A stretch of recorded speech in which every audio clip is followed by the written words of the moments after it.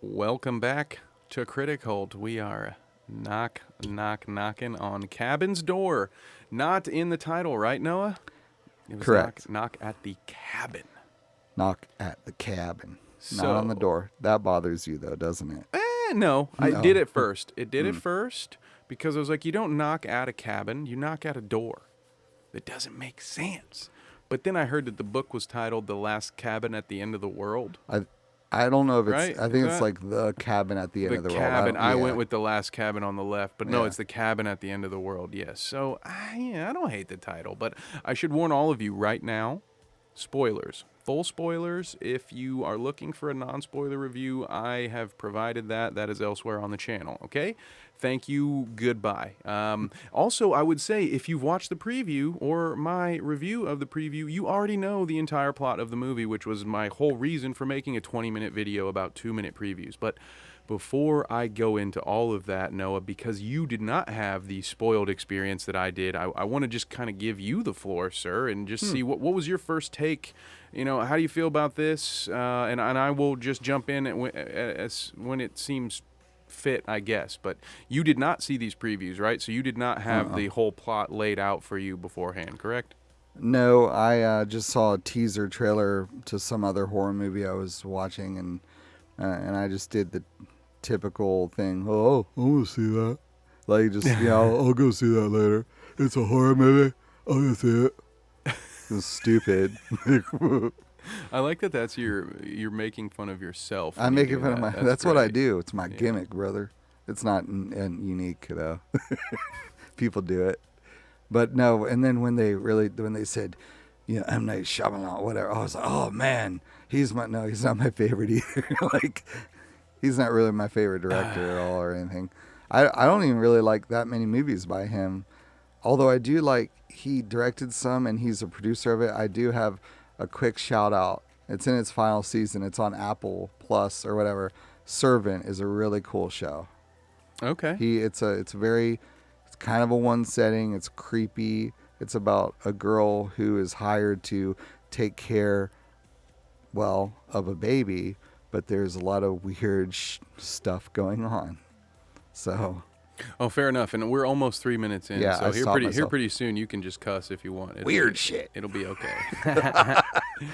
So yeah, my thoughts on this, I guess, were that old Shyamalan played off of his reputation here with this movie and gave us a story that I believe, at least I know I went in the first time thinking, even though I had the plot spoiled for me by the trailer, I thought, well, maybe there's a twist, right? Because it's Shyamalan. But that's what people expect. yeah, I think the twist this time was just that there was no twist, right, Noah? It's like with him, you expect a twist ending. Like in a porn, you expect a money shot. So that's what happens.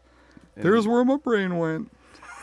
And this time the twist was that everything was absolutely as it seemed and everyone was telling the truth, which, Yes. in my opinion, one of my first thoughts after watching this the first time, Noah, was this is what he should have done with The Village. Yes. Too late, but, That's true. he should have learned this. Not everything needs to be a twist lesson years ago. However, I didn't dislike the movie. Well, what were your, did you like the movie for what it was? Did you feel cheated that there was no twist? How did you feel walking through that plot by plot there? Well, with most of M. Night's movies, it really is based on the foundation, or the engine is the twist. Everybody's waiting for the twist. And while there have been good performances, obviously, in his past movies, to me, thinking about all the previous movies, I haven't seen like a movie where, oh my God, that person stood out. That was an amazing one-person performance. And this movie, why I'm bringing that up is I feel like Dave Batista, like he was so good in it that immediately he disarmed my preconceived notions and expectations. And I was like, okay, this is more of almost like a this is like theater. This is like a stage play. This is performance based. So honestly, at that time, at no point, once he walked up to talk to the little girl, what was her name? Gwendolyn or Gwen? Okay, yeah. So like when he went to talk to her, I was completely stripped down on it, and I was okay. I'm this is a different vibe to me. So, and that's yeah. So that's why I wasn't mad at all when I kind of Sure. liked how it happened. It was just like this is how it is, and this is how it's gonna be. That's that. So I don't know. I don't disagree there. I'm going to take that opportunity to talk about Dave Batista because Mm-hmm. that was a positive surprise, I guess, at least for me. We both, spoiler alert, surprise here for those of you who don't know, we both grew up liking wrestling. We both still watch it occasionally now. At this Mm-hmm. point, I don't know, I watch it more in like a Schadenfreude kind of, like the way I watch Tommy Wiseau's The Room, but I still watch it despite my better judgment. But I do still, I'm a Mark at heart. I'll be honest. We have a channel called Markomania. Who are we That's right. kidding? We love this to an extent and never expected Dave Batista to be No. a quote unquote real actor or Yes. to at least provide this depth of range. And we can't really talk about it without diving into the character, so let's do that, right? He plays Leonard, Mm-hmm. a second grade teacher, Yes. very reserved. Like it's such a muted performance, right? He's It's really good. so held back. There's one time the man raises his voice. One time. And then he immediately is like, "I'm sorry, I know I shouldn't yell. You Yeah. guys are just scared of me." When he does the counting from 5 game with Wen, Yes. okay, Wen, Even negotiate. Yeah, we're jumping. He's negotiating with a 5-year-old at the climax. He's like, "Okay, everybody, just calm down. It's okay." Yeah. Um, I don't know if anybody has had this thought, but I would really they probably wouldn't do it, but I would love to see a prequel with just him following his life because he was such an intriguing character. I think that he could carry at least a limited series by himself. I think it'd be really good. And I'm just talking about him coaching the kids. His character was so nice, so I don't know, well acted that it was just I wanted more of him. And I think that if he weren't in this movie and they had a lesser than person perform that, I think this movie would have fallen on its face straight up. It's very possible, and it's crazy to think that because one of the critiques. Now, this is one of the things I got wrong. I will have you know, those of you who watched the preview review with me, swish, okay, called the ending completely down to who would do what and who would be the survivor there. So now, not to say, again, that was more about the trailer doing way too much and telling you way too much than it is about me being some kind of frickin' soothsayer. But one of the things that I was wrong about with the preview review is I was like, oh God, everything is Dave Batista, and I was like, oh, they're leaning so heavily. They've put this entire movie on the performance of a professional wrestler, and it's not an action movie, so I'm scared about this. Did a great job. I still would have liked to have seen a little bit more acting from the other actors. Mainly, I'll say Ron Weasley, Redman. Yeah. Yeah. I was bummed that he was not in it that long. Also, because here's another motivator to watch that Servant show. He's in it. He's Oh, one of the really? main characters, yes. Oh. And he has a lot longer role, and it's in its fourth season, final season. It's like a quick show. It's only like 25, 30 minutes each episode, 9 to 10 episodes per season. It's very cool. So if you want more of him, go to that because he even kind of has the same voice and vibe of that character in Knock at the Cabin. So it's kind of weird. Okay. Yeah. Mm-hmm. And if you want reviews of that, let us know in the comments because I don't do a lot of TV show stuff here, but I am happy to do it. We do talk about it on the Dweeb podcast occasionally, TV shows in general, not much Apple TV stuff, but I will gladly do it for all of you as I smack my microphone stand. But okay, how do we do the obligatory plot like synopsis for Yeah. I'd be very confused by anyone who's still here 9 minutes in who didn't watch the movie and doesn't know what's happening, but I always feel obligated to say like here was the plot for if anyone needs some refreshers or something. So what Yeah. we have and this is where we can give like pros and cons, and one of the pros I will give this movie is they started right in it. You know, they didn't wait and show us, you know, the family waking up and getting ready. A lot of movies and stories will try to do that, like, let's learn about this family as they get ready for the trip. No, screw it. Just put the little girl out in the woods collecting grasshoppers and let's go. Let's start with the tension. No, what did you think Yes. about that? I loved that. I agree with you fully. I had no. Usually we're crappy on movies, recently, but I actually really loved the beginning. I thought it was actually quite peaceful, and it got across the child, the child's vibe immediately. And I loved how Dave Batista rolled in. I loved how Leonard came to be in the scene. I I have no qualms about that opening. I thought it was really cool. Now I will. Here's one little nitpick. I say they're coming. Don't Yeah, be they're don't be coming. turned off, usual viewers. Don't worry, Yeah. we're still the same guys. I did hate some shit of I this. hate it so all. I keep hate listening. everything else. You want negativity? You'll get it, baby. Yeah. What do you think Yeah. this is for? It's 11 o'clock. Well, let at me night. tell you something, man. I didn't like the opening credits, dude. I didn't like them at all, man. I'm not gonna do the Hulk. Yo, bro, I'll tell you something, bro. Those end credits, bro. Crash television. Okay, That's go right. ahead. What were you saying? I wish the movie would have just started with just or was it like a butterfly? Or what was in that jar? I can't remember. Grasshoppers. Okay, that's the grasshoppers. So I wish the movie would have just. Now I understand it's a big commercial movie, and everything, major blockbuster style. But well, it kind of is like an indie vibe. It's a weird movie to me. It's like a major blockbuster, but it's very. Would you almost say like this is in a way like one of M. Night's quietest movies? Because it's not really. Yeah. Other than After Earth, in Yeah. which they removed his name from the poster Right. because they just didn't want the world to know that was a Will Smith movie, not an Yes. M. Night Shyamalan You movie. mean Ann Jaden? Yeah. But other than that, I mean, yes, other than that, maybe it's probably up there. Yeah. There might be a couple other ones he's snuck in there that that weren't quite as. But I feel like it was too point at it style where, because the movie started with just like all that imagery and like what was it? It was just like demons and remember it didn't start with just the grasshopper in the jar, correct? It started with the credits, Yes. correct? Yes, the opening credits showed. Yes. Basically, it showed what Leonard sketching weird Yes. end of days apocalyptic visions Yes. on papers that he was grading. Same with those are the four characters. So they are essentially the four horsemen of the apocalypse. So there's Leonard, the teacher, who represents guidance, and so they have that foreshadowing. I cannot remember the nurse's name. I apologize, but there is the nurse.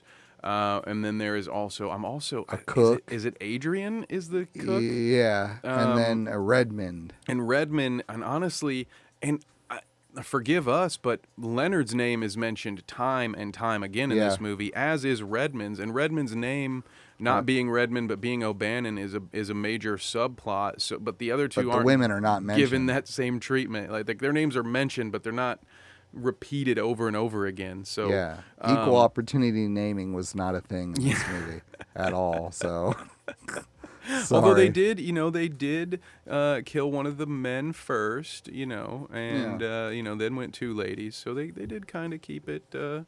And they had, honestly, the nurse, strangely enough, was like the most badass, I guess. Yeah. She was the one who did the most damage, although begrudgingly. Each time, like, she didn't want to do it, but she was the one who continued to have to inflict pain, which I Right. found that to be interesting. That was one of those I put a pin in it where I'm like, this could have been very genius by M. Night. It also could have been just completely coincidental based on who was left in the plot. But I'm rooting for the guy. So let's just say he did it on purpose. Let's give him that credit.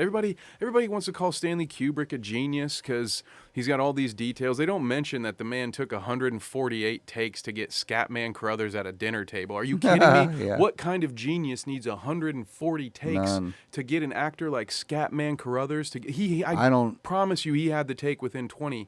You're not always a genius. No. Sometimes you're just either not. Let's say that he was strictly lucky, but we as viewers sometimes put way more meaning into things. Like we create symbolism that isn't there. Yes. Because we want it to mean something to us. Sometimes it's a continuity error, and it's just as simple as that.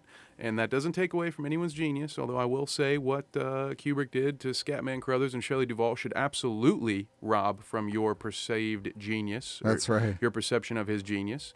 Yeah. But we're not here to talk about Stanley Kubrick. Here to talk about M. Night Shyamalan. Now I want to watch The Shining. Oh, was I No. just promoting a potential upcoming Criticult video about the Stephen King Shining miniseries? I don't know. No, that would be very devious of me. Well, Why would I work on this Kubrick bit in the middle of it? No, let's just move I'm on. confused. That's crazy. Batista. No one would ever do that. What's that, Dave? My Batista? God, Batista. Ron Weasley sacrificed his life. I will say, yeah, I did like that. I did like his acting. I can't say I like that character. No one was meant to like that character. No. It was a bit ham-fisted. He was so negative early. Like he was the one guy who was like, it doesn't matter. If I wanted to hurt you, I'd duct tape you, or you can open the door all busted in. Like what the hell? I do feel like they could have, if they obviously, I haven't read the book, and you said there were some alterations, but I feel like they could have kept Redman alive with Leonard at the end and had those two, because there was a lot more mileage in the twist of Redman and how much of a crap character he was. I feel like him going first was like, damn, okay. And Okay. I just feel like when they were saying, like, when the guy, what was his name? The dads, Eric or Andrew? Eric or Andrew, I can't remember. Eric had the concussion. Yes. Andrew. Okay, Andrew was with the screaming had type. had cranky. the aggro issues. Yeah. So when Andrew was like, check his wallet, and then Batista was like, no, I'm not gonna do that. I'm not gonna do that. Like, and I loved his delivery on that, but it's like, well, I think that scene could have been even more effective if Redman would have been alive and they would have been like arguing about it or talking about it. But he's dead, so I don't know. You know what would have made that scene a little bit more effective? Batista bomb. Is if when Andrew said, go out there and get his wallet, I'll show you his name's O'Bannon, and Batista would have said, I'm not going to do that. And he said, why not? It doesn't matter what his name is. Oh, man. And then you just hear, if you smell. And then The Rock is the mastermind of everything. Yeah, and then Black Adam comes down and says, you thought the DCEU was over my dead body, bro. It's a twist. I did it for The Rock. Yeah, I did it all. Did it for The Rock. Rikishi comes out, sorry. I wouldn't know how to respond to it either. A little watch Most lady. people don't know how to respond to me. Yeah, goodbye. Exit stage left. And so, no, I want to unpack that though and go back, because you bring up a valid point, and this was one of the big talking points I was looking forward to with this discussion, because as much as I like the character Redman, and I too would have liked to have seen him around longer, when I think of the fact that his character is meant to represent wrath. And then think about the sort of mystery element that adds to, like, I don't know. I think they mishandled the O'Bannon thing, certainly. But if they had handled it better, it could have been a very nice suspension driving subplot, Yes. because it was a thread that was hanging out there.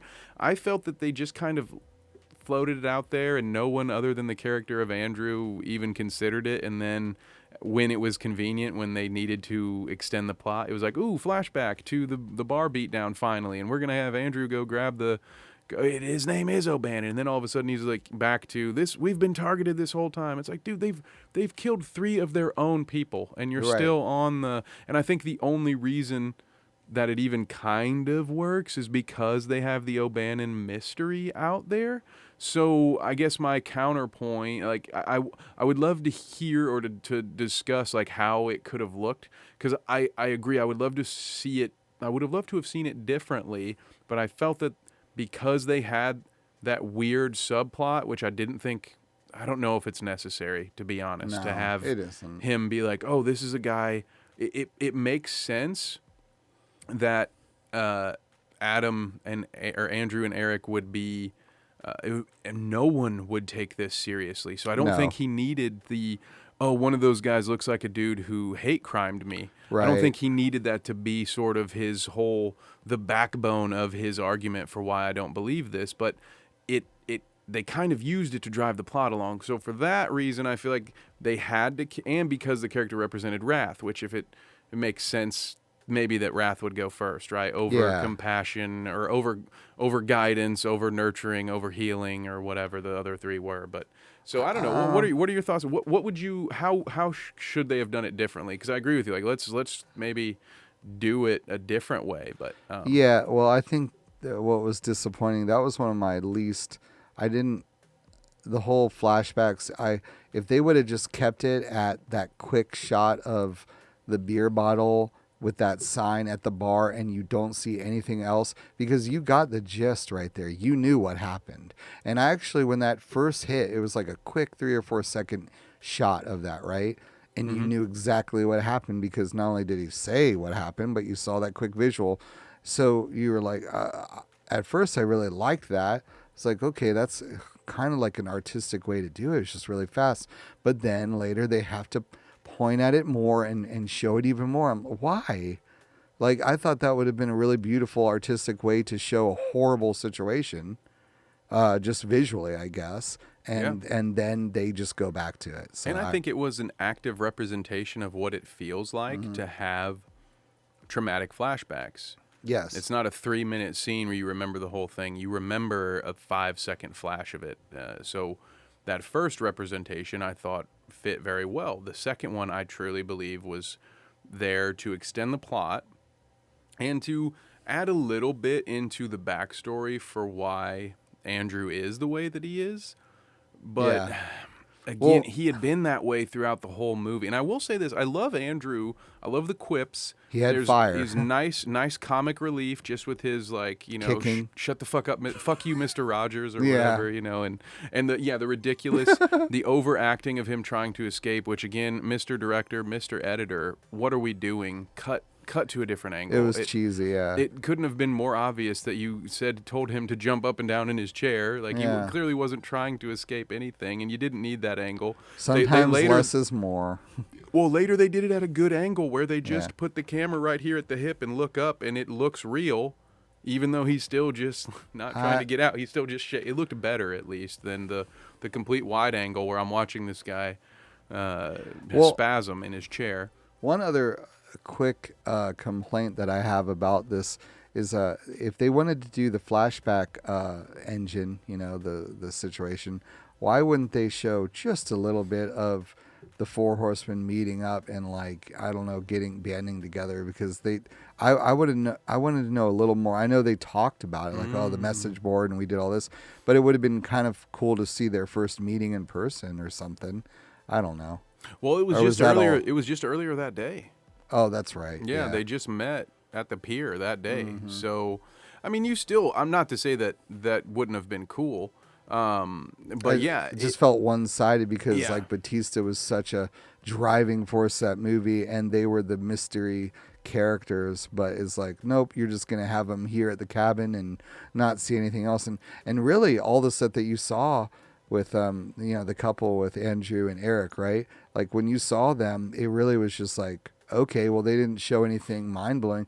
Really, all they focused on was his parents were assholes. Yep. And they were like, what was the line? It was like, oh, they drove 7 hours and they were here for 45 minutes. Like, Yep. okay, so they're, homophobic. Like, they don't like what he has done with his life or whatever, which honestly, that's standard hat now. I mean, yes, people are against, homosexuals, gay community. Yes, we know people are bad, but it's like, I would have liked to have a little more, I don't know, depth, or like something a little more, because I expected that. I expected that to happen, like to have them be hated, because that was a focus. Like you said, the hate crime, we are being targeted. Now, I will say the whole targeted angle, I like that in a way, because it wasn't just to be, I don't know, preachy or modern, whatever. It was to be to throw you off the scent, or create doubt, to instill Yep. doubt. That's what it was. So I did like that. I liked that maybe it was, because it is pretty coincidental that was the name Rory or whatever, like O'Bannon. He did, like, oh, this is the cabin, because didn't they say he initiated, like, that's the cabin I saw in my vision or whatever, right? Well, there was discrepancy there. That's Okay. what I want to call her Angie, but that's what the cook, the lady with the son, had said. But then Leonard very quickly said, he debated that, and it's an easy to miss line because what happens is the focus of the film turns to the two captives. It turns to Eric and Andrew realize like message boards. But Leonard is very quick to dismiss her and say, "No, we saw it first, and then it so there are, there's no clear answer to that. It is stated that, oh, wasn't he the first one who saw it on the message boards, and then Leonard disagrees, but it's very possible that. Which again, that was why they did that. Which again, near the end or the middle of the movie or whatever, they could have shown that to us and shown what really happened. So it could have shown who was lying or kind of deceiving, or that would have been intriguing to me to show the reality of what happened there, And it could have been another way to mislead, I guess, to do something like that. And while a lot of misdirection. Yeah, while we're talking about the reveal, I will say it was very ham-fisted, and I think that final reveal when they finally, after they get to the diner and they decide after they've left the cabin and found civilization, now is when they decide to check the bags that are in the truck, which makes no sense whatsoever. Right. They would have checked them before. But whatever. Let's give them that for a second and talk about how Leonard brought his diploma from intramurals, and how Angie brought a photo of her son, not like a wallet-sized photo that I happen to know every frickin' parent has. But no, a framed photo of her and her son, which, again, those are moments when I see that as an audience maker. I think, who's that for? Oh, that's for the audience, because it doesn't make any sense. Who the hell would do that? Yeah, you're going to not, you are limited to a backpack for travel, and you're not just going to bring, multiple pictures of your kid that can fit in your fucking pocket. Might as well put a Sony Discman in there or something shit. It's so awkward and random. Yeah, you're bringing a boombox with you, too, with all your CDs. A Bose Wave radio. Made no sense. Very ham-fisted. And again, it was just how many different ways did the film need to convey to the audience that it was the truth? That was the third or fourth firing of, just so you know, everything they said was the truth. We already had God strike the thing down with his fire fingers, which was, we already had all of the omens come true. We already had all of it stop as soon as you guys did what you did. We already had you go to a diner and have a news exposition where they explain to you that everything has miraculously stopped. But just in case, for you slow motherfuckers in the back, let's also show, oh, here's her nurse ID. He never even pulls anything out of the back. Did you notice that? He grabs Leonard's diploma, his intramural thing out of that says that he played sports with the kids, and then he sets that down. He just holds the nurse's badge oh, hey, there's this thing. There it is. It doesn't even open her bag and immediately goes into the cook's bag, and all he pulls out is the frame of her and her kid. And then the next shot is him getting into the front seat and moving Rory O'Bannon's nameplate, which again we already knew. He had already shown us his ID. So that scene... It's a really bad show and tell really kind of sucked for me. It really sucked. This movie just needed to end, and it wouldn't just hurry up and fucking end and let me feel better about it. And it just kept kind of flattening itself. Even the Boogie Shoes thing, which you called, by the way. Predictable, yeah. Very predictable. And then they, again, you know me, man. I'm the don't point at it guy. Cool. You guys don't have to... play tug of war with turning the song off and on. Yeah, what would have been really impactful if they, like you said, just cut that whole unnecessary show thing with the picture, because I was taken show aback. It to us. Show it to the audience. Yes, exactly. Show one of the bags open. Don't even have them look at it. Just show all that shit in a pile. You could have easily shown me the diploma out of Leonard's bag, with her bag next to it with her little badge, and then the cook's bag was open. You could have shown it to us. Show it to me, the audience. Sorry, go ahead. Or no, I was just going to say, or they could have just omitted that. Eric sacrifices himself. He shoots himself. They don't show that, which was they didn't show. Well, and to be clear, he couldn't shoot himself. Andrew had to shoot him. Oh, that's right. I'm sorry. Andrew did it. Andrew did it. I'm sorry. So Andrew shot him, and he's dead. And then I wish they would have cut to just Andrew and the little girl in the car, and they just start the car, and no music, no anything. The movie ends right there, and you don't know where they're going to, what's happening. That would have been a little stronger, kind of unclear, ambiguous ending, but they didn't want to do that. They wanted to. I didn't like that they showed them at like the diner or wherever they were and see the TV and everything's going better now and everything's like I would have loved to have it completely. I don't know what happened. I'm a big fan of frustrating. I mean, you've read a few scripts of mine where I definitely put all the balls up in the air, and just when you think, oh shit, it's paying off, it's no, psych. and yeah, psych, So I don't know. Yeah, I hear my thoughts on the ending. I agree with a lot of that at the end. What I would have done, I might have kept the boogie shoes thing in. Just because I know that it's cliche, but it connected everything, and it was the whole. It was kind of the whole point of the movie, right? It was a full circle. Yeah, and it would have kept you, if you could have done it in a way like you said. So I would have kept almost everything you just said, but leave the boogie shoes part in, because then it ends still on this. Well, it sure seems like everything was super spiritual, and it seems like Eric is watching over them, and this is his way of saying, guys, I'm here. Right. It worked. But then that would have left it up for interpretation, and you could have had them drive by the diner with all the cars, and maybe had some people moving in there. So like, we could see it and be like, oh my God, freeze frame, like totally, there are people, they survive. Look, but then it just leaves it open to open to interpretation. I am against the whole and all the planes in Russia have landed and the water just miraculously stopped, and again they're walking in right as it's perfect timing being explained. I hate stuff like that. Yeah. Obviously, it makes sense that the entire world will be watching these news, but again, I'm not a big news exposition guy. Yes. So when you take me for this ride and that's how you wrap it up with some bullshit fake CNN report, that's the fulfillment. Like, that's how you want me to sit on this and chew on the last little bites of your film. Nah, and if you do that, you might as well go all the way and just have Andrew look at her and be like, this is pre-taped. It isn't live. It's pre-taped. They knew. They knew exactly. It's all fake, brother. It's all. I told you it was fake. God damn it! You're stupid. But I thought I'm putting you up for adoption. The song, that they used to do Full Circle, I thought that I actually had a thought when they blended it, and remember they faded it out and then went into standard movie fare music to close out the show.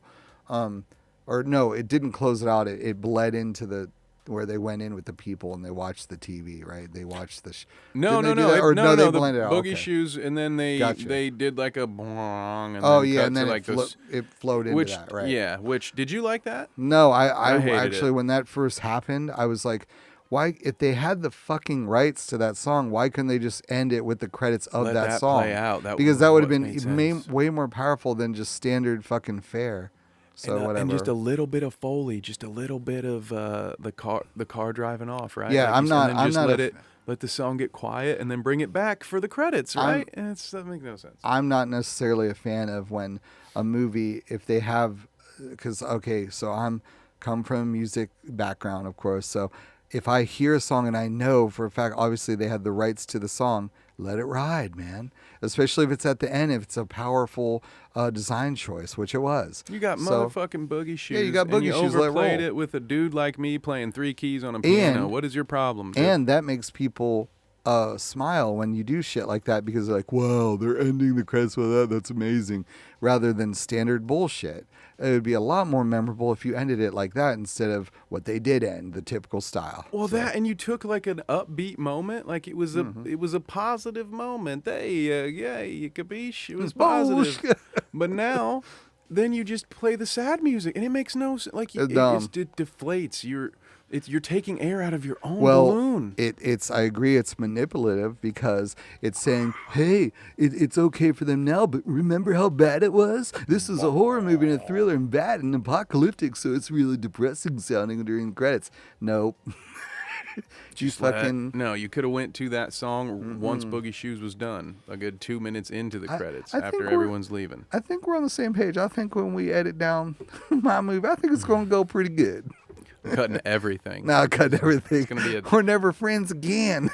It's going to be exactly like the knock at the cabin trailer, because I'm going to cut your whole movie down to 2 minutes and be like, here's the whole thing. I don't think anybody's going to be able to predict my shit at all.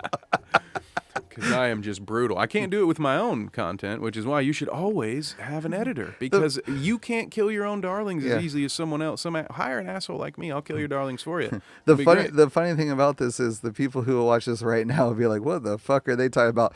But down the line, maybe a year from now, hey, they were talking about that movie. Okay. The initials are LL. Oh, there we go. Getting some spoilers. Yeah. Getting some preview, some foreshadowing, which there was a little bit of. Was there some tension building? I guess with this one, it was sort of that tension of you knew what was going to happen the whole time.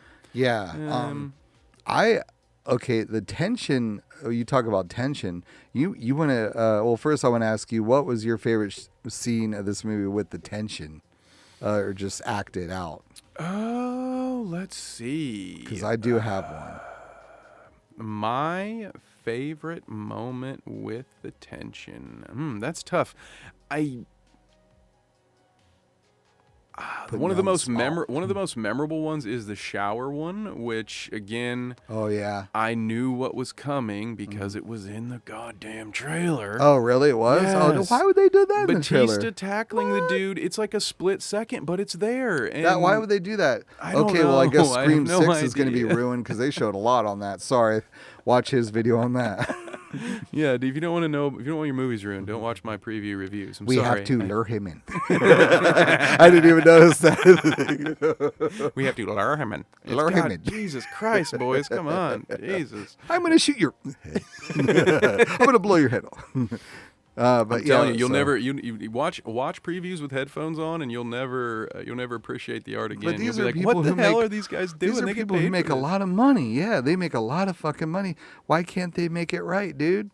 I mean, we're operating on a minuscule budget. We would do way better, and we would be paid a lot less. I'm sure. What do you think those sound guys and gals get, like working on a big ass trailer, like a teaser trailer, like Scream 6? Because I mean, I bet you could go to YouTube right now and Scream 6. It probably has like 10 million views, right? I mean, huge views. Oh yeah, it absolutely does. So yeah. You should have a better professional job on that shit. I agree with you. Now, here was the thing that I mentioned. I think that most people understand that trailers now are watched.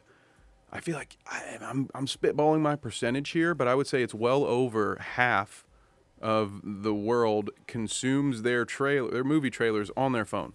Mm-hmm. And so I think they are banking on the fact you're not listening. You're not listening to it on good stuff, and they're just saying, "Oh, well, you can't really hear this." So the line, we have to lure him in. Yeah, like it's not going to be focused on because we were like, "Oh, it's Ghostface. He has a shrine." I think right. How else? It makes no sense. It doesn't make any sense. Nothing else makes any sense to me.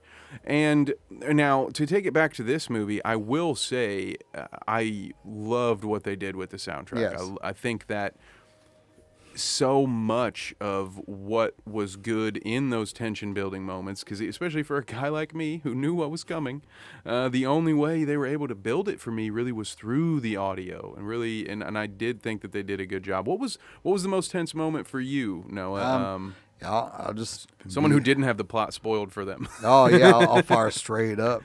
It was when Leonard was outside on the patio, and the girl was told to go to the treehouse, and I love that seemed like there were no cuts, and it was one take, and his performance when he had the knife and he said what he said about everything, and it was impactful to me, and I loved his death. I loved how they did it. I loved how they shot it.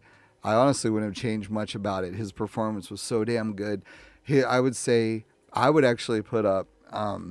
In the past 3 or 4 years, his character entering and exiting is probably one of the strongest ones I've seen. I can't think of another character in recent memory that has had a more memorable entrance and exit to me, because he was just, his character was well done, and he was perfect for the role. And I don't know how they casted him or at the audition process. I would love to know that. But he was just, I can't believe how good he was in that role. Dave Batista. Yeah, dude. Drax. 2 thumbs up. Yeah. I mean, I know he's been in some other stuff, but I mean, this was absolutely his one to shine in. And I honestly think I saw a few articles come out about him, and they're like, he's for real. And I was like, yeah. They're just, because sometimes like people hype up a Yeah, it's thing. the machine. It's not It's big the deal. complex. Yeah, but it's like that dude is for real, and who knows what he can do. He just has a presence about him, and like you said earlier, he didn't even raise his voice except just one time, so it was all calm. And just again, I would love to see a prequel or backstory on him more so. Yeah, here's a dude who's tatted to the gills, and not in Major, like huge. normal tattoos either. They're like, he's got one of his knuckle tattoos is a Superman logo. He literally has the all-seeing eye on his sternum right here with I an think his 8-pointed star behind it. Back is full. Yeah, full But they back, don't show full that. arm, everything, and yet he was perfectly believable as a second-grade teacher. Yeah, especially that photo, like with the kids and him. It looked believable. Now, of course, some of that is that, okay, it's a new generation, and we Mm-hmm. no longer apply, not all of us at least, the same, like, oh, God, you can't work and have tattoos. But he's not, Dave Batista, this formerly roided out, tatted up wrestler, is Right. not what you imagine a second grade teacher when you see, but yet he plays the role so well. I think that was why he fit the role so well, because he doesn't look like it. So he doesn't look believable as a teacher, but then the way he performs it and the way he comes across, it absolutely does. When he's talking about the TV, the cartoon, he's like, it looks like it teaches good things about honesty and empathy, and it was hilarious. But now I agree with you on that. So that final scene was phenomenal. I love that it was the one take. I love the way the camera kind of swooped in and then tightened up on him, slowly getting his face out of frame It was up at the great. top. And what I also props to him and props to the director. I know I've given Mr. Knight a hard time tonight, but there was a moment in that one take where Dave kind of slips up, but he quickly fixes it, and it was so natural that they left it in. Yeah. When he's talking about, he's like, what I love about teaching kids, they believe everything you say, and then he slips up something. He's like, so you have to be. You could tell he was trying to track himself, but it was believable. But it in was his so character. believable, and he fixed it, and it just made sense that, like, he's like, you have to be careful, that you have to make sure you know what it is you're talking about, and they kept it in, and it worked, and I was just like, oh wow, Yeah. okay, like, well done, good on you, man. I would watch that movie again just to study him, and I think a lot of people will. And this is why I decided to. This was one of the reasons I decided to wait and hold off on my review, because I thought, well, okay, we're already meeting up. Maybe we'll go see this movie again for $5, because I genuinely thought, it wasn't a barn burner. They didn't light the world on fire. They told you exactly what they were going to do, and then they did it verbatim. It feels a lot like The Glass Onion, which I've watched a couple of times now for another review. So I was very much, maybe I was a little more prepared to be looking at, like, oh, it's going to be like the obvious thing that's right in front of me, isn't it? Like, Yeah. that's what they're going to do, isn't it? And but besides all of that, like, I like, it was well done. The camera angles were good. The cinematography was good. The color was good. The editing, like, It was just the well done. audio, everything was well done. And he didn't try to do too much. He didn't pull a Ryan Johnson and just say, I'm going to start subverting expectations just to subvert them. And conversely, he being Shyamalan, used his own reputation, I think, as a plot device here. I really do. Yes. I think he banked on all of us coming in here. And I did a little trick. No, I did a little thing today at the bartender. Well, wait, how do I rephrase that? I did a little experiment, and I had a conversation with the bartender at the movie theater. I pretended I hadn't seen the movie to see, okay. see what information I could get some opinions about it. And yeah, and one of the things I asked, I was like, well, it seems like it's pretty cut and dry. Like, do you think there's going to be a twist? And he's, oh yeah, there's got to be a twist. Everyone I've talked to about this that hasn't seen the movie yet, everyone was expecting the twist. They're still, he's like, I haven't heard about it yet, but like, there's got to be a twist, right? It's Shyamalan. There's no way it's just going to be. That guy said there'd be a twist. Yeah. So I don't think I'm the only one. Or that, the people sitting next to us in the movie theater were upset. They actually really didn't like the movie. Oh, really? They were also confused by it. I don't know how you can be confused by that plot. It was very cut and dry. But again, maybe they were looking for that Shyamalan twist. They're looking for the big drop. Looking for the other shoe to drop, to say, hey, wait, where's that Saul moment where you pan out and you're like, oh, wait, these two characters were in that scene the whole time. Yeah. And they were actually part of his plan. Na, na, na. Sometimes when you lean in to subvert subverting expectations, and then you don't subvert them. That subverts your expectations. It's meta, right? But all kidding aside, I think that's what he did here. Yeah, he did. Which, again, to take it back to the beginning, he probably should have tried this trick several years ago, if not a couple decades ago. I'm not familiar with all of the timeline, but I would have like, where was this in The Village when you had that dumb shit twist? You know, god damn. Oh, you didn't like that one? That set the world on fire, brother. No, it wasn't. Okay, this is a good. Okay, speaking of things we didn't like was Shyamalan. Shyamalan. Sorry, I don't know which one's right, so I just will proudly and confidently mispronounce them both ways. So, where would you rate Knock at the Cabin? I was going to say Cabin at the Woods, which is another good movie. That was a good movie. I'd rank that above this one. But where would you I saw that live Q&A before it came out, and the director, Drew Goddard, was there. And the and a young girl. Chris Hemsworth, yeah. right? Well, no, he wasn't there. But actually, that's Thor when was there. he just blew up and got on Thor. So because this was right before Thor, was it not? And he actually, when I was there, they just talked about somebody in the Q&A asked if he is he filming that? Yeah, you got it. So it was that's how long ago it was, and look how big he is now. So I don't know, but the I can't remember her name, but the redheaded main character on Cabin in the Woods was there, and she was really sweet. It was Chris Hemsworth, and he is good friends with Noah. They pounded the rock. They shook hands. Watch me burn it up on the cinema soon. It's not just Jeremy Gardner. No. Noah's out here rubbing shoulders with everybody. Shout out to Christian Stella as well. Noah knows him. I don't.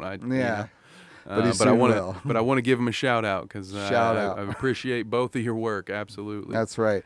So what? Where were we again? We were asking where do you put Knock at the Cabin amongst your favorite or least favorite M. Night Shyamalanian films? Oh man.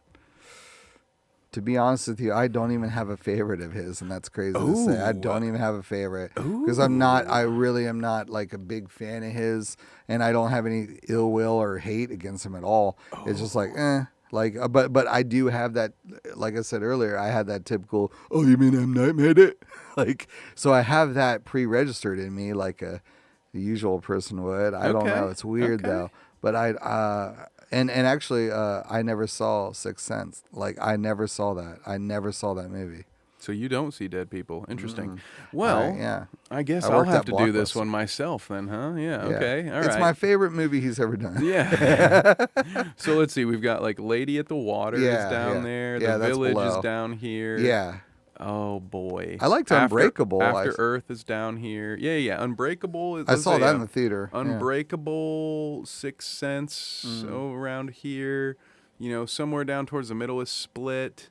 I have not seen that. Glass is somewhere between Split and these guys that are real trash, but it's not great. Yeah. I'm trying to think. There's probably some more that I'm missing. The Happening. Put that in the basement with the other turds. That's way low. That's awful. Signs, right? Signs. Shyamalan put yes. Put that up in the upper echelon. That's up there. So put Cabin beneath that big trilogy. So it's 4. You give me Unbreakable. Yeah. Give me The Sixth Sense. Although as far as I'm concerned, rewatchability, I'll probably watch Knock at the Cabin again before I watch The Sixth Sense. But Sixth Sense has been around for decades, and I've seen it for years, and there's no more little hints I can find for that one. Because it lives and it dies by that twist. I was actually working at Blockbuster when that movie came out, and the whole wall was full of DVD and VHS, and I was going to watch it, and just like so many people probably were ruined, it was ruined for me, and I was just okay, well, I could watch Twilight Zone and they were dead the whole time or whatever. It doesn't matter. He was dead, whatever. So, but I was also, really quick story. I was also spoiled by Toy Story 3 in a bathroom. I was in a stall, and these two dudes came in, and they were talking about, oh man, Toy Story 3, when they were going to that incinerator, and then Andy, I was like, oh. Seriously? Yeah, I was wrecked on Toy Story 3. I was like, damn, man. They were like, damn, brother, and at the time, the climax of that movie, here's how it goes. And at the time, yeah, exactly. And at that time, I tried to convince myself that they weren't money greedy and they weren't going to make any more. No, man, they're going to end the trilogy. No, they're going to end it right there, because I thought it was going to end, but it didn't. No, never It'll does. never It never end. will. No. I remember when I went to see X-Men Last Stand with my friend, and he was like, "No, man, this is it. No more X-Men ever. It's That's what Last Stand, brother." And I was like, "No, dude, are you kidding me? This is ridiculous. Just like that was the last Halloween. Do you know that Halloween ends? It's forever over." That's why the producers have it written in their contract that Michael Myers can never be explicitly killed off. Forget Yeah, it. that's Because right. they're done making the movies. It's of course. literally a contractual obligation now. That's when you know you're fucked. Mike Myers has fucking Vin Diesel and Dwayne the Rock Johnson status now, where he just can't. He's not Why allowed don't to get they killed should in just movies. they should really point at just like when Michael Myers is about to die on in the next one, he just like brings out a contract. He Like, pulls a Vince Russo and he goes, "That son of a bitch, Mike I Myers. have creative control. He said we were about to film tonight, and Michael Myers, son of a bitch, pulls his creative control card when he knows it's not right." And then it ends. And that white-faced son of a bitch. And you will never see that William Shatner wearing mask son of a bitch in this building. In this whole town ever community again. Sorry, there's probably like maybe one or two people that really love that. Someone got that reference and was like, "Great job, boys." Everybody else is like, "I am off the train. It is officially derailed 50 minutes in, but that's okay." Yeah. And we were only expecting to go about an hour anyway, so we're Yes. getting pretty close to it. But I don't really have. I mean, I'm not full of hate like the Megan thing. When we watch Megan, but I structurally, like you said, it's well done, and it really does. I mean, Batista really does make it better than it honestly has any right to be, because really, like you said, it's very cut and dry. It's very, they say what's going to happen, and it happens the way it does, and that's that. And honestly, if Batista weren't there with his amazing performance, I think that this would be very lopsided, one note, not rewatchable, and I want to watch it again. I would love to watch it. It could have been, yes, it very well could have been terrible if it was so reliant upon the acting, because yes, Dave carries the thing. Yes. But I do want to give the proverbial flowers to all three members of the family, because Yeah, they were Eric, good. Andrew, and Wynn. And it's very rare on this show that you'll hear me praise a child actor. Most of the time, what I'll say is leave them alone, they're kids. But in general, child actors just kind of suck. And I think she was better than the Megan girl. I'm going to say that right now. Oh, fair enough. That's my hard. That's my hard take. Now, if I do recall, the child actress in Megan was one of the few things that I liked about that movie. Exactly. That's why. But just that's that a tough scene one. talking about the opening of Knock at the Cabin with her and him, like, in the outside and just nature and how peaceful it was. It was really well done. I mean, it grabbed me immediately.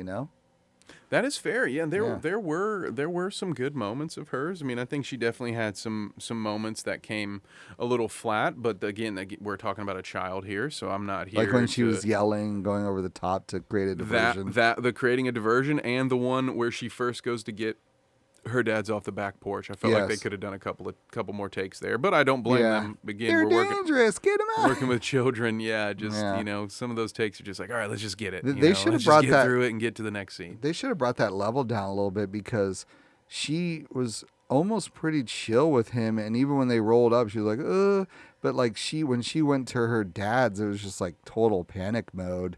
She was freaking out. Like, I don't know, maybe she should have just it would have been creepier if she had just been very calm about it. Like, I talked to this guy. I don't know. Oh, see, I actually had a different. I thought that she came in with a bunch of energy, but didn't appear like she didn't seem as scared when talking to her parents on the patio. It felt more like it was just a kid trying to rush through their lines, like, hurry up, you gotta go. That was my take on it. But either way, and that's some of the fun too, because as much as we'll sit here and critique this, we won't agree on everything that we'd like to see changed anyway. But I do think, I think that all three of them were great actors. I think the Eric character was really well done. Yes. Andrew was a nice character study, because it was sort of, he really walked the line. He wasn't, in my opinion, he wasn't presented as the main protagonist, but I'm sure there are a lot of people who have had a life experience similar to Andrew's who related to that very heavily. Yeah. and could understand the way he felt, why he felt the way that he did. Having experienced it from my own perspective, I felt that they painted Andrew with a dark brush, and kind of the look that man had in his eyes when they sold him that gun. I can't believe he was sold that gun. Like, he looked like No, he looked Jack, like he was going to murder everybody. he looked like Jack Nicholson, man. Like, he's like, yeah, they did. And he even says like, fuck him, right? Like, Yeah. he says some Yeah. weird, oh, pardon me, he says some weird, like, I can't Yeah. even say the words stuff. No, He that says some was- stuff, some shit that they usually make a documentary about you after you're done. It was crazy. That was one of my biggest pet peeves of that. The flashbacks are, in my opinion, the big flaw of this movie. If they would have just cut it down a little more. For example, they could have just had, I liked that shot of him, his hand going to the gun, touching the gun. They could have cut the scene right there, and they didn't have to have the like direct to DVD, cover where he's like holding it like, yeah, I'm gonna kill him. Yeah. Like, they would have just show him like, I'll take it very calmly. It would have been really effective. Yeah, he was like, like, I'm fuck gonna him, get him. right? Yeah, well, I'll take it. I'm Yeah. gonna get, but And I'm they like, wanted how that. was He's I a so badass good? character, but what I don't know. He's a rage monster. Yeah. So I don't know. And I get why I get why they wanted to do that with the character, right? Mm-hmm. Because I get the conflict, but But it just shows you, like, in editing, if you take out 4 or 5 seconds, it can be a lot more impactful and changes the whole complexion of a situation. it is a miracle what just shaving a couple of tenths here and there can do at times. Yeah. But I will say, while we're talking about editing, I did overall, I thought the editors did a good job. yeah. There were some cool transitional shots. I can't even remember the exact one that I'm thinking of, but there was one where it was like the motion tracking shot where industry talk, here, they had like a pillar or something in Yes. the center, Drop, whoosh. and so they whooshed, and then it was like, oh, now we're out here. So like That was cool. nothing. And then the one that I think everyone saw in the trailer that I thought was too much. I didn't like it, but I love the art of looking for new shots, so I will take this all day. But it was the one with Dave during the first execution where, forgive me, I might get a little quiet here as I back up. But he takes his stick or whatever, and then when he pulls it up, the camera goes Dutch, and then it comes back down with him. Do you remember the one that I'm talking about? Yeah, absolutely. I remember that. That was cool. Yeah, exactly. Where it was like, I didn't love the aesthetic of it, but I love that they tried it and like do something cool. And they there was love in this movie. You could tell, absolutely, and that's what I think, honestly. And I'm just bringing it up because it was, I think, our last review, but that was what was missing with Megan, among other things. But there was care involved in the Knock at the Cabin movie. I absolutely believe that. Yeah, obviously Batista cared and everybody cared. Yeah, there wasn't. I would say there's not really a bad performance. I mean, some of the characters of the Four Horsemen, like, they were underdeveloped. I mean, the nurse was. I wish we would have gotten a little more with things, but I just Yeah, and her character didn't make a lot of sense either. No, Like you have to make up a lot of her backstory because she's a nurse, like a post-op nurse, which I imagine is I can't imagine you make nothing doing that, but yet somehow she spent her entire life savings to drive to Pennsylvania. Yeah. And so that they're just like They should have shared an Uber. There's so much more there though, Yeah. right? Like she's probably taking, and we got it for everyone else. We didn't get it for O'Bannon, No. but we got that for the other lady where she's talking about her children, and we just didn't get that for this lady. All she does is she has that one scene in the bathroom where she's like, you probably think I'm religious, but I'm not. Right. Which is so weird, and it just goes to show how wrong Andrew was at the end. If you remember that? Yes. Where he's got the gun and he's like, I know what you did. A racist bigot meets a bartender and they get a religious nut. And it's hilarious because we, the audience, know now that we think we can trust her, like, no, she's not she said she was not religious at all. So I don't know. There are these cool little layers where you, like you said, you can tell these guys were paying attention to there was some love put into this movie. They got creative with their camera angles. I loved everything with the grasshoppers. Yes, beautiful. And I love one location movies. I'm a big fan. Yes. It was well done. There's some dumb little continuity stuff, like Mhm. M. Night Shyamalan clearly has no idea how much blood is in a human body. Right. And he had all of these characters essentially decapitated, but yet And no blood anywhere. no blood anywhere, and Which was weird no because heads anywhere. Like, which was weird because it was a rated R movie, but there was a big lack of gore or blood anywhere, and that's what's confusing. Do you think that this was a movie that was kind of like in a tug of war with the MPAA? Like, did they want to try to go for PG-13? Because if they would have not cussed as much, it absolutely could have been a Megan PG-13 cut, I think. you think so? I I think so. wonder that because I thought it was a stylistic choice, but that could just be projection. Because that's my favorite way to do it. Yes. I'm not a big gore fan. I've talked about this before. It's why I love Don't the show first it. Halloween. It's the theater of the mind. Like, Well, keep it dark. Show I me do like things. when they cut cut away away. because it's cheaper. I mean, it's I more said I was making a cost-effective. horror movie, and everybody assumed that, oh, I don't want to have a bunch of blood on me or this or that, and I was like, oh, that's not what I'm going for. Yeah, well, so. great because it's not 2003, so I'm not Yeah. making that horror movie. But I'm- anyway, I'm not making.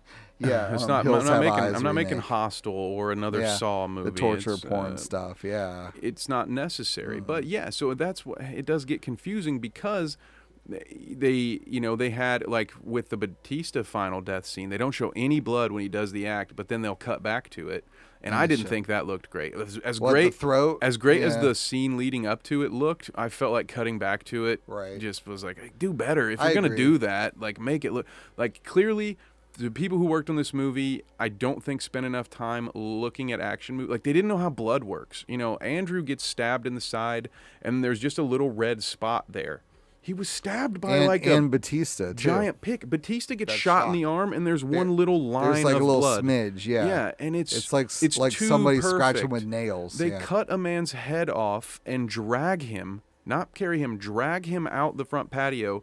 And the way that they cover it in continuity is they have the nurse like wiping it up with paper towels, and the blood's already gone. I'll Yeah. have you know, it's something like 2.5 liters of blood in the human body. Like, Pretty amazing. there would have been blood everywhere. They were killing these guys with blunt force, like with sticks that had nails in them and shit. Like, these were brutal killings. So, and then at one point, they kill a guy or a girl, and Dave Batista the last two of them, he just picks them up and carries them into like, a room. bye. They've been decapitated, so where's the head that you just carrying them, and there's blood should be pouring out of them. And then I noticed the second lady when they kill, or the first lady that they kill, but the second horseman to die, he plops her in the guest bed. Now look, I know everyone's gonna die in a couple hours, but like, really? You're putting her in It's a pretty bed? crazy, man. I don't understand. There were so many things where I was like, what? Well, that's why So I'm no movie's confused. perfect, but- That's why I'm confused why it was rated R, because it was very no lack of violence. I guess it was just the thematic elements and just, well, obviously the language Yeah. too, because there was no nudity or anything, obviously, and it was very clean with the kills. And Yeah. I don't know. Maybe it was the adult situation, like Yeah. maybe the fact that there's like a child being kidnapped in Oh, the mix. yeah. Maybe I have no idea. But she was never hit or anything, so it wasn't anything crazy with her. Yeah.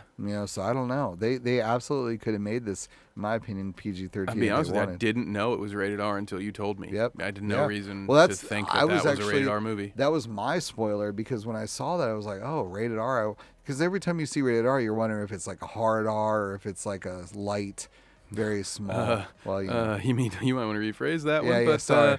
yeah. Hard R rating, you know what I mean? Like, sorry. I'm not talking about the other thing. Hey, that was original, before. Of all the ways to phrase it. Yeah, Sorry. I'm just kidding. Yeah, hey, it's fine. But, We're yeah. all right. It's okay. Come at me, dox me, kill me.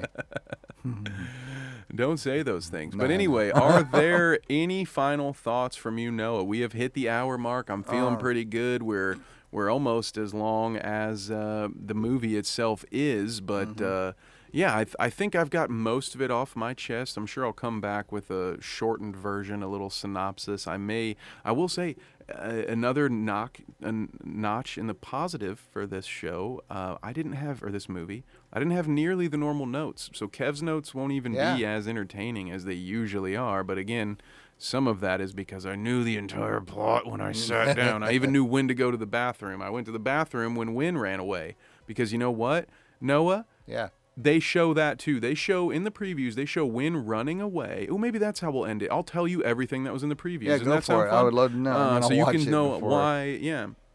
So they show Wynn running away and also getting recaptured by Batista. That's a big plot. It's a huge subplot, right? Which is what I said in the thing. I'm like, this could have been a nice little subplot, but you've already taken it from me. They actually, at one point, have the father say to the other father, they're breaking in the preview. While showing them break in, which I thought was hilarious. Let's see, what else do they show? They show Batista tackle that guy in the bathtub. Damn. So they showed the whole, like you said earlier, they really did show the whole bathroom shower scene. Not the whole thing. They show the last three.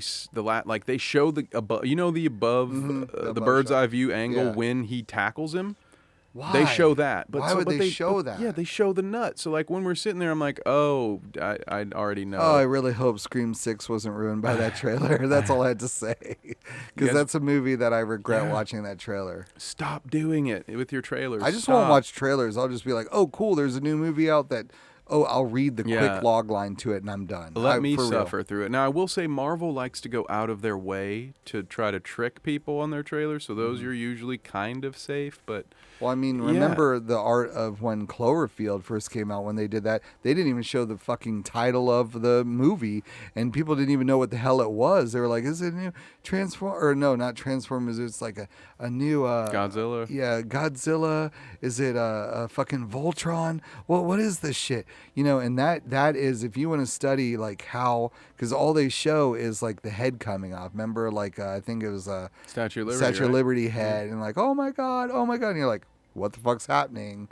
So that's a way to do. And with Knock at the Cabin, they absolutely could have done that. They could have done a way more mysterious trailer. Dude, they could have pulled a smile and had 4 crazy looking people in their matching clothes, you know, their little button down shirts with their pitchforks or shovels or whatever, and they could have had them go to baseball games and just stand there. Like there are so many things you could do to market a movie without just laying out the plot A through Z for me in 2 minutes and then asking me to go pay money to see that. Now again, we did it. I did it for you. Yeah, people. I genuinely try to avoid it now. Like I do. It's, you know, because disappointing when you see everything. You're like, well, okay.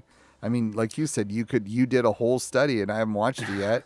I stopped myself. I was going to watch it, and you did a whole study on what they would do, and yeah. I even called who would sacrifice themselves based on what was shown in the previews, because they showed the scene at the end where Eric is crying and saying to Andrew, I saw something in the light, you know, and there's a look. Now, granted, some of this is because Eric's a good actor, and he conveyed that level there. Sorry, the character that the actor that played Eric is a great actor, and that character was conveying this look of understanding and realization and acceptance in his face, and he was crying, but he was also saying, maybe, you know, we have a chance to save like that line that he says right at the end where he's like, we've been given a choice to save like that's one of the last lines of the movie. Yeah. So I knew at that point, I was like, oh, I guarantee you, like, what's going to happen is, you know, I don't know that I said completely that they're not going to believe it and that everyone will die. But I said at the end of this thing, this Eric guy is going to be the one that sacrifices himself. Like, you can hear it. You can tell it's right here. Like, this is the scene where he's convincing his husband that this is what we're supposed to do. And so it's just very frustrating. That's right. To have all of that in the movie. I don't know. But hey, you know. We know, we just don't. You can't say we don't know what we're doing around here. That's the way of the road. It's freaking way she goes, boys. Way she goes. And with that, let's see what's next. We've got Scream 6 coming in about a month, so a month and 3 days, and possibly we'll have that. Infinity Pool.